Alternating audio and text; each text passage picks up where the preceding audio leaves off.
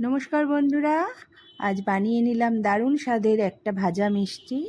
এখানে নিয়ে নিলাম 1 কাপ সুজি আর একটু তাওয়া গরম করে তাওয়ার মধ্যে দিয়ে দিলাম অল্প করে ঘি আর কয়েকটা ছোটো এলাচ ফাটিয়ে। একটুখানি যেই গন্ধ বেরোবে ওর মধ্যে দিয়ে দিলাম 1 কাপ সুজির মাপেই 3 কাপ জল।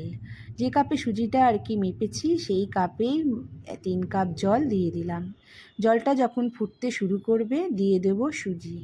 সুজিটা দেওয়ার পর কিন্তু নাড়াচাড়া করতে হবে, নাহলে সুজিটা এক জায়গায় দলা পাকিয়ে যাবে। আর গ্যাসটা তখন কমিয়ে দেবে।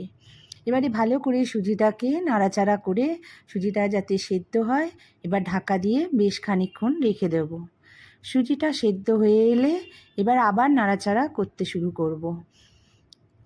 যতক্ষণ না পর্যন্ত তাওয়া থেকে ছেড়ে যায় ততক্ষণ বোঝা যাবে এইটার পাকটা হয়নি। ভালো করে এইভাবে নাড়াচাড়া করে পুরো সুজিটাকে তৈরি করে নিতে হবে।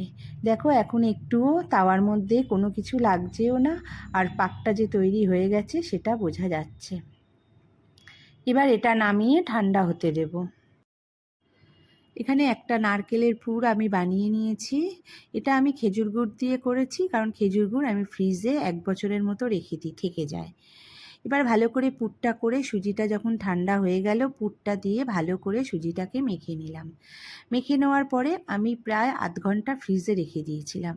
ফ্রিজে রেখে দিলে কি হয় বলো তো, আর যখন দেখবে বড়া কোনো কিছু সুজি ছাড়বে কীরকম কড়ার মধ্যে চিপকে যায়, সেটা বা ভেঙে যায়, সেটা হবে না। ফ্রিজে রেখে দিলে এই জিনিসটা আর হয় না।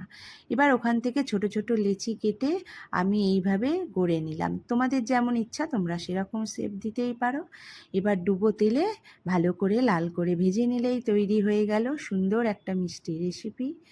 দারুণ লাগে এগুলো। সামনেই পুজো, বিজয়া দশমী, অনেকেই মানুষের বাড়ি মানুষ আসে। এবারে এগুলো দিলে বেশ ভালোই লাগে। ঘরোয়া পদ্ধতিতে নানান ধরনের মুখরোচক মিষ্টি। তোমাদের কেমন লাগলো বন্ধুরা অবশ্যই জানিও। ভালো লাগলে একটু লাইক কমেন্ট করো আর একটুখানি সাবস্ক্রাইব করতে ভুলো না।